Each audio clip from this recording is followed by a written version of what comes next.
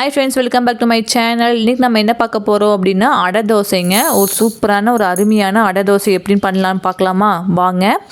இதுக்கு ஒரு கிளாஸ் அளவு எந்த கப்பில் நீங்கள் வேணால் எடுத்துக்கோங்க. ஒரு கிளாஸ் அளவு பச்சைப்பயிறு, ஒரு கிளாஸ் அளவு கருப்பு சுண்டலுங்க, அதே ஒரு கிளாஸ் அளவு கடலைப்பருப்பு, அதே கிளாஸ் அளவு இட்லி அரிசி,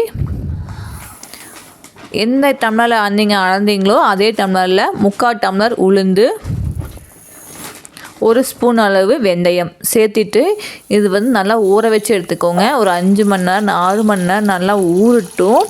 இப்போ கழிஞ்சு நம்ம ஊற வச்சுக்கலாங்க. இது சூப்பராக அருமையாக இருக்குங்க. நம்ம எதில் போட்டிருக்கோம் அப்படின்னா பச்சைப்பயிறு, கருப்பு சுண்டல், கடலைப்பருப்பு, இட்லி அரிசி, உளுந்தம்பருப்பு, வெந்தயம், அவ்வளோதாங்க இதுக்கு தேவையான பொருள். சூப்பராக அருமையாக ஊறி வந்துருச்சு பாருங்கள். இப்போது இதை நம்ம மிக்ஸி ஜாரில் போட்டு அரைச்சி எடுத்துக்கலாங்க. இந்த அடை தோசை ஒரு 2 நாளைக்கு இருக்கட்டும், அதுக்கு மேலே நீங்கள் வச்சுருக்க வேண்டாம், நல்லா இருக்காது. வேணும் அப்பப்போ ஃப்ரெஷ்ஷாக போட்டு அரைச்சி எடுத்துக்கோங்க.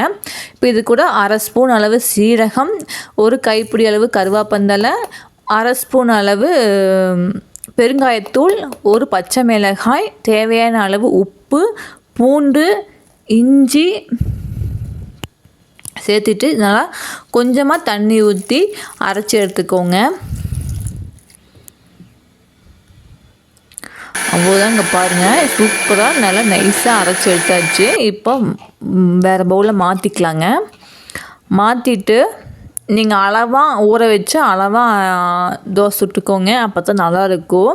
இது புளிக்கவுண்டெல்லாம் இல்லைங்க, அப்போவே நம்ம அரைச்சி அப்போவே சுட்டுக்கலாம். நல்லா அருமையாக இருந்துச்சுங்க. நல்லா மணமாக சூப்பராக இருந்துச்சு. ஒரு தடவை நீங்கள் இது மாதிரி அரைச்சி செஞ்சு பாருங்கள். இப்போது இந்த அளவுக்கு இருந்தால் போதுங்க. இப்போ பாருங்கள், இந்த கன்சிஸ்டன்சியில் இருந்தால் போதும் மாவு. ரொம்ப தண்ணி ஊற்றி தோசை மாவாட்டுக்கு இருந்துச்சுன்னா நல்லா இருக்காது.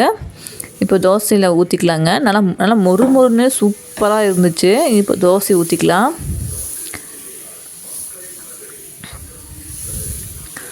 அவ்வளோதாங்க. லேசாகவே ஊற்றிக்கோங்க, சூப்பராக வரும். மொத்தமாகவே ஊற்றணுன்றதுலாம் இல்லைங்க, நல்லா லேசாகவே ஊற்றிக்குங்க. எண்ணெய் ஊற்றிக்கோங்க, எண்ணெய் கடலெண்ணெய் சேர்த்திக்கோங்க. சேர்த்துட்டு திருப்பி போட்டுக்குங்க. மீடியம் ஃப்ளேம்லேயே வச்சு வேக வச்சுக்கோங்க. ஏன்னா பருப்பு வகையில் போட்டுக்கோ அப்படிங்கிறனால நல்லா வேகணும்.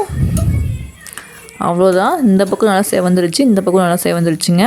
அவ்வளோதாங்க. சூப்பரான ஒரு அருமையான அடை தோசை. நீங்களும் செஞ்சு பாருங்கள். செஞ்சு பார்த்து கமெண்ட்டில் சொல்லுங்கள். அடுத்த வீடியோவில் வேறு ரெசிபியோடு நம்ம பார்க்கலாங்க.